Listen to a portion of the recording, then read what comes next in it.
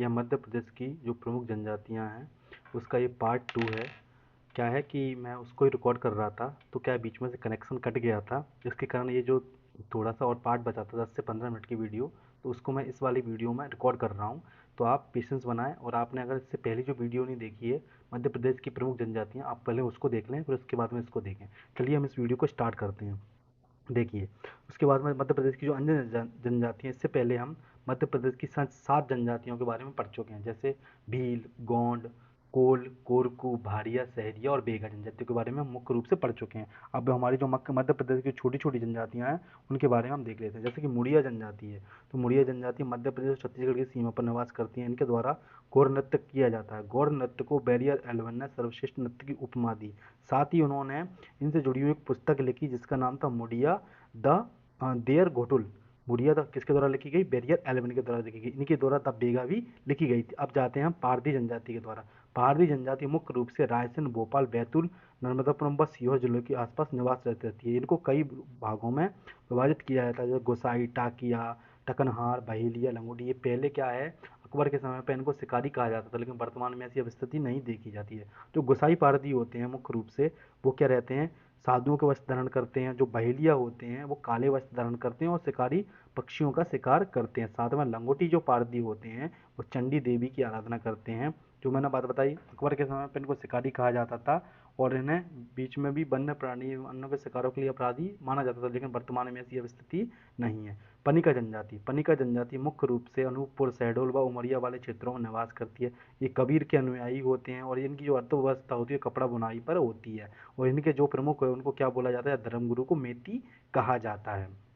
अगली जो जनजाति है हमारी, उराव जनजाति। उराव जनजाति के लिए पूछ लिया जाता है इनका घोटल, उसको धूम कोरिया बोला जाता है। पेपर में मुख्य रूप से ही पूछा जाता है। इनकी जो निवास है वो मध्य प्रदेश व छत्तीसगढ़ की सीमा पर है, अनूपपुर व मंडला व सिंगरौली जिले में। इनकी जनजाति को कुरुक जनजाति भी कहा जाता है। इनके द्वारा जो नृत्य किया जाता है वो सरहुल नृत्य किया जाता है। जिस प्रकार मुंडिया द्वारा गौर किया जाता है, इसी इनके द्वारा सरहुल नृत्य किया जाता है। इनकी जो बगिया, इनके पूजा स्थल को क्या कहा जाता है? बगिया कहा जाता है। और इनके उबा को क्या बोला जाता है? धूम कोरिया कहा जाता है। उराव को सामान्यतः धांगर के नाम से भी जाना जाता है। अगली जनजाति है हमारी बिंजवार। बिंजवार कुछ नहीं है, जो बेगा विकसित हो चुके हैं उनको बिंजवार कहा जाता है। बेगा का एक उपजाति होती है। इनका नाम बिंजवार, बिंदवार, विंध्याचल के नाम पर पड़ा हुआ है। ये बेगा जनजाति में बड़े बड़े जमींदार के रूप में प्रसिद्ध होते हैं। अब है कोरवा जनजाति। कोरवा मुख्य रूप से छत्तीसगढ़ वाला क्षेत्र है, मध्य प्रदेश और छत्तीसगढ़ की सीमा पर निवास रहते हैं। कोरवा कोल जनजाति की एक उपजाति होती है। कोरवा आदिवासियों द्वारा जो विधवा पुनर्विवाह किया जाता है उसको मैयारी भी बोला जाता है, और कई जगह मैयारी इनकी पंचायत के नाम से भी जाना जाता है। तो क्वेश्चन पूछ लिया जाए तो ऑप्शन के हिसाब से हम लगा देंगे कि विधवा पुनर्विवाह कोरवा की क्या कहा जाता है, तो मैयारी, या इनकी पंचायत को क्या कहा जाता है?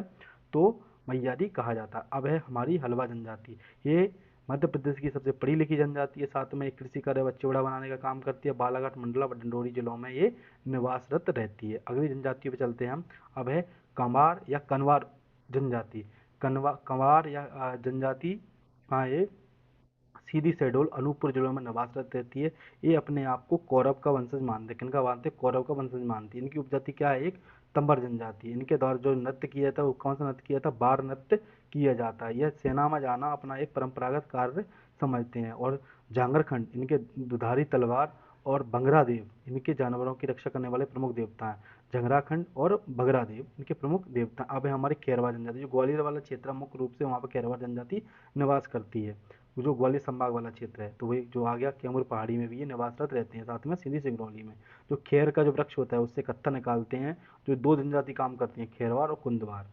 खेरवार और कुंदर जनजाति काम करते हैं। अब है अंगरिया। अंगरिया ये क्या होते हैं? उनके गोंडों के ही उपजातियों में आते हैं, लेकिन इन्हें अलग से भी हम पढ़ते हैं, अलग से। जैसे कि अंगरिया तो अग्नि से उत्पन्न हुई है। इनकी लोहा को पिघलाकर कृषि उपकरण औजार बनाने का कार्य करते हैं। लोहा से इनके प्रमुख देवता हैं पठरिया, खलहा, चौक महाली। अन्न में इनका वर्गीकरण किया गया है।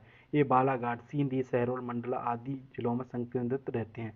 द अगरिया पुस्तक किसके द्वारा लिखी गई है? बेरिया एल्विन के द्वारा द अगरिया पुस्तक लिखी गई है। डलोरी की जो शिल्पकला है इन्हीं के द्वारा जो बनाई जाती है उसको जीआई टैग भी प्रदान किया गया है। इसके साथ में अगली है हमारी भिम्मा जनजाति। बहुत कम जनसंख्या में राज्य में भिम्मा जनजाति पाई जाती है। जो कहाँ पाई जाती है? मंडला व डंडोली में पाई जाती है। यह घुमंतु प्रवृत्ति के होते हैं, स्थायी नहीं रहते हैं। और गौंड ठाकुर इनके आश्रयदाता होते हैं। जो गौंड ठाकुर होते हैं वो इनके आश्रयदाता होते हैं। अब है भिलाला जनजाति। जो उजले भील होते हैं उनको क्या बोलते हैं, भिलाला कहा जाता है। इनके द्वारा मोटल व जोड़िया नृत्य किया जाता है। अब इनके बारे में बताया गया है कि जो जहाँ रहते थे उनकी स्थिति के आधार पर इनको अलग अलग नामों से जाना जाता है। जैसे दरबार कहा जाता है, पहले दरबार में काम करते थे राजा महाराजाओं के। जहाँ पे डापले बोलते हैं जहाँ गाँव में काम करते थे।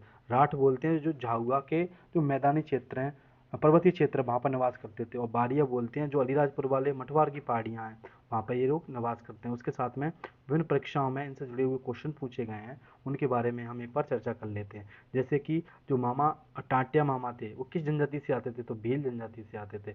बढ़म नृत्य किसके द्वारा किया जाता है, तो भाटिया जनजाति द्वारा किया जाता है। और घोटिया पटेल, ये तो एफएसओ में ही पूछा गया था, तो सहरियाओं के द्वारा को खूटिया पटेल भी कहा जाता है। बिरहल जो गीत गाया जाता है वो किस जनजाति की महिलाओं द्वारा गाया जाता था, गौड़ जनजाति की महिलाओं द्वारा गाया जाता है। देखो ये भी पूछा गया 24 में, ये भी पूछा गया 20 में, ये भी पूछा गया 20 में, यहाँ भी पूछा गया है।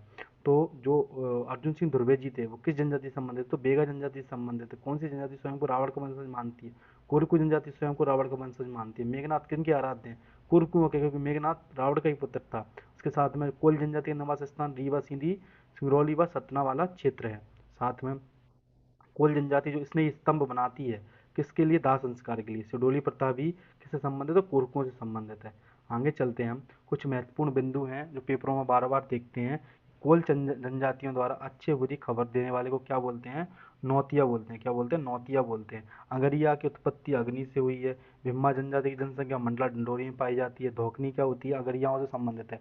जो वो जिस भट्टी पे काम करते हैं ना, वो हवा देने वाली, उसको भी धोकनी बोला जाता है।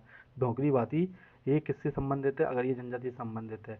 मंडला और ढिंडोरी में लगभग 80 गांव है, वहाँ पर बेगाचक बना हुआ है। बेगा जनजाति का जो मुकद्दम उसको मुखिया व दवार को पुरोहित कहा जाता है। अगला है हमारा कि कोरकू जनजाति के जो त्योहार हैं वो कौन कौन से हैं, डोडवाली, जिरोती, पाला त्योहार हैं। दोस्तों मैं जल्दी जल्दी इसलिए कर रहा हूँ क्योंकि मैं वीडियो पहले रिकॉर्ड कर चुका था, बट वो क्या उसमें आवाज़ नहीं आई थी, जिसके कारण मुझे ये दोबारा से रिकॉर्ड करना पड़ रहा है। इसलिए मैं इसे जल्दी जल्दी रिकॉर्ड कर रहा हूँ मैं। ठीक है, इसके लिए मैं माफ़ी चाहता हूँ, लेकिन मैं आपको ऐसा नहीं कि इन्फॉर्मेशन छोड़ रहा हूँ, सभी इन्फॉर्मेशन लेके चल रहा हूँ। इसमें है 2011 की जनगणना में 43 तो हमारे पे एसटी समूह है, 48 हमारे पे एससी समूह है और 93 हमारे ओबीसी समूह है। गौड़ जनजाति जो घरों के लिए जो कमरा बनाते हैं ना मेहमानों के लिए, उसको क्या बोलते हैं, बंगला। बंगला किससे संबंधित है, गौड़ जनजाति से संबंधित है। कोल जनजाति के मुखिया को क्या कहते हैं, महतो भी कहते हैं। और उसके बाद में जो आमने सामने घर बने रहते हैं कोलों के, उनको क्या बोलते हैं, कोल्हीन टोला भी कहा जाता है।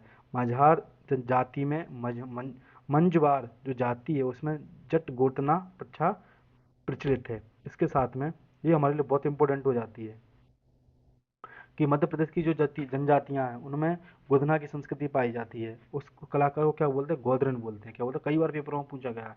तो गोधना प्रिय कौन कौन सी है, बेगा और गोंड। रंग प्रिय और गहना प्रिय कौन सी है, भील। और श्रृंगार प्रिय कौन सी है, बंजारे। बंजारे उज्जैन वाले क्षेत्र में मुख्य रूप से आपको देखने को मिल जाएंगे, क्योंकि इनका जो मुख्य निवास स्थान है राजस्थान वाला क्षेत्र।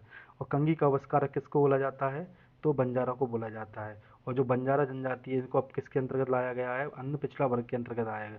और जो यजुर्वेद था उसमें तो कुछ जनजातियों को अन्य नामों से जाना जाता था। भृत्य कहला जाता था, जो घुमंतु जनजाति होती थी, कुलाल कहा जाता था जो बर्तन ढोले वाले होते थे, कर्मर बोला जाता लोहार को, मृगायु बोला जाता था शिकारी को।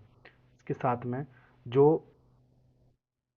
हमारा अगला वो है कि क्रांति सूर्य जननायक भील स्मारक कहाँ बनाया गया है, तो ये बनाया गया बड़ौदा डोदा अहिर, कहाँ पे, जिला खंडवा में।